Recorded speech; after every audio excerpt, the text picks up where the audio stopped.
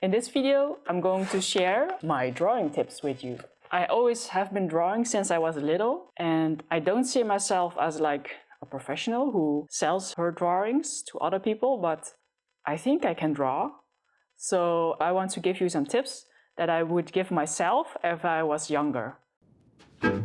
From the book Atomic Habits, you just need to believe that you're an artist or a good drawer and you'll become a good drawer. You have to give yourself already like the identity of, okay, I'm gonna be a drawer, so I'm gonna draw a lot and then become one. Also, you need to enjoy the process because you want to be a good drawer, but eventually in the end it's like you will draw so much that you need to love to do that, because if you don't enjoy the process of drawing, like also creating crappy drawings, then in the end, yeah, it's like very hard to go to the end. There's no end actually, but in Chinese, there's a forward proverb called 铁杵成针, and it means that there's an old lady and she is filing the big rods to a thin needle. This story was about the famous poet Li Bai from China. He learned the lesson from the old woman who was grinding the iron rod to a needle. You need to put a lot of effort in it to create something nice. So actually, that's also with drawing. You need to practice a lot, grinding a lot of drawings to get the results that you want, a needle, but then getting good at drawing. But maybe the first question you need to ask yourself is, why do you like to draw? Why do we want to draw? So my goal for drawing when I was little was like to be able to replicate something that I was seeing on paper. Just a bit like journaling, actually.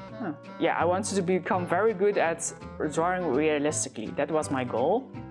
I'll give you 5 tips for what you shouldn't do with drawing. Okay, the first tip is don't be afraid of a blank page. Actually, I was also very afraid. I had like this very big white canvas. I thought, okay, I have to make the perfect painting on this canvas. So the canvas was lying there for maybe about 3 years or something, and then in the end I drew something with pencil, but yeah, I didn't like it. And then one day I was with my little brother and we wanted to make an art piece for my father, and then we just got a lot of paint and then we just started drawing, and it became like a beautiful chaos drawing, but finally something was on the painting, you know? Don't be afraid of the blank page. Just start. Just start with something simple, a line or a color, and then something will come out of your creative brain. The second tip is, don't be afraid of using your nice sketchbook or your nice pen. You bought all these nice notebooks and you feel like, oh, it's too precious to draw in them.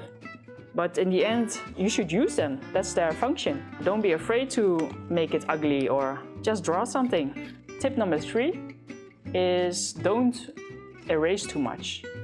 If you erase too much, you will spend more time on removing your lines, your practice lines. Just use a fine liner or a pen that you cannot erase.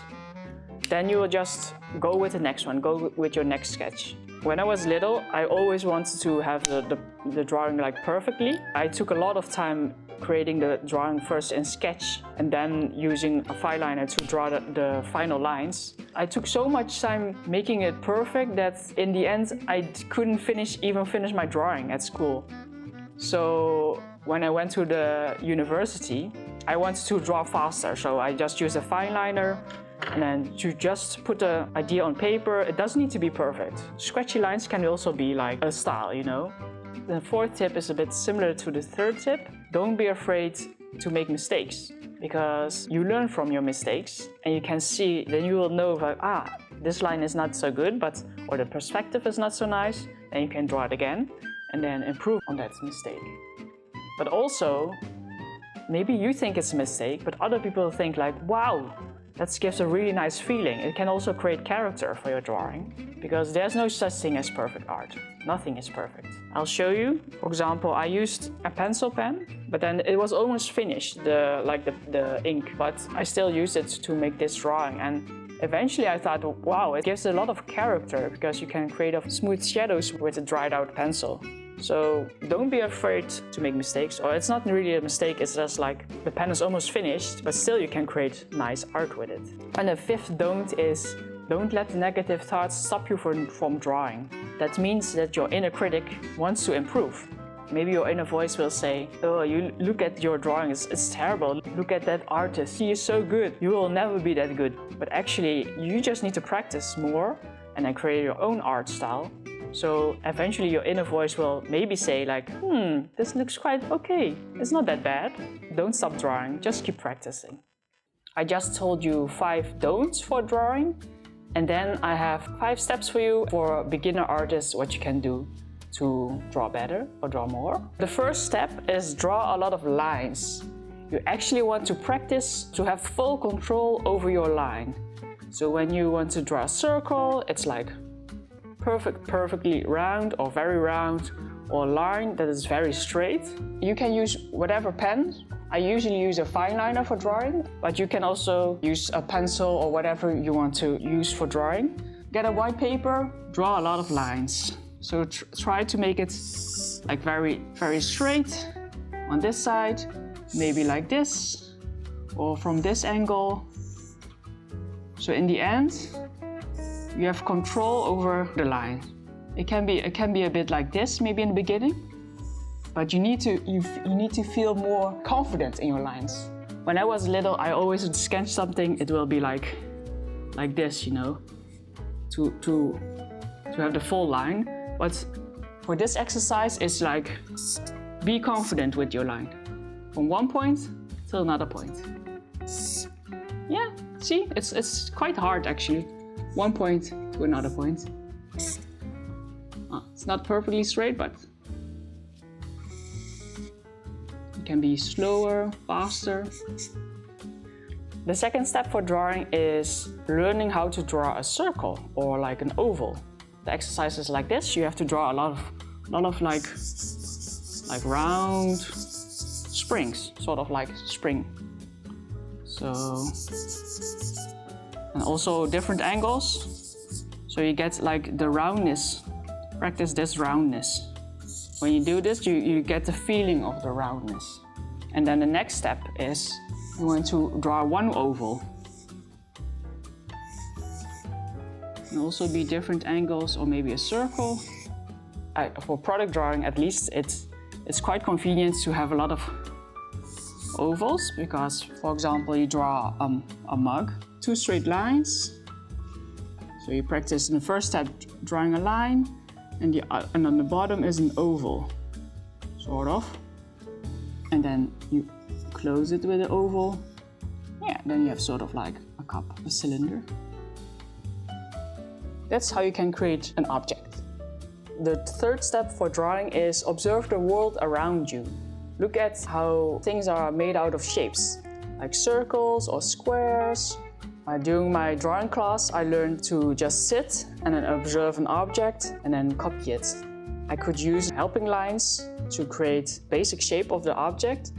Study how lines are created by the form of an object.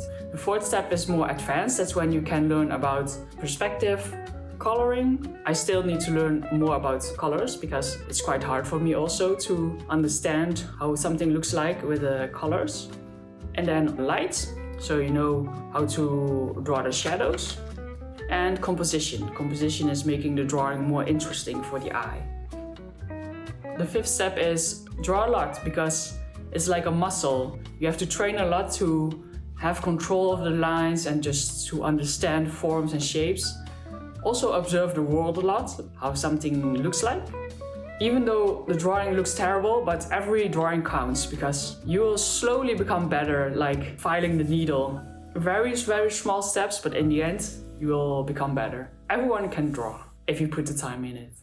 Actually, this little sketchbook is filled with all kinds of small drawings, sketches. These are all drawings made in the train. I made a challenge for myself. My train ride was 30 minutes. I could draw something in that time, something related about food. After the train ride is done, the drawing should be done and then I will post it on Instagram. I will go into the train, take my booklet out and my pen. Okay, I have to draw something, I don't know what. So usually it's about something delicious I ate, but sometimes I have no idea what I want to draw. And there was a time that I just used the alphabet. So I started with A. A is aardbei in Dutch, so strawberry. So I draw something with a strawberry. And the next day, something with B, yeah, banana. The most difficult thing is to know what kind of idea you want to draw. Let me know why you want to learn drawing. And then I hope these tips have helped you. See you in the next video. Bye!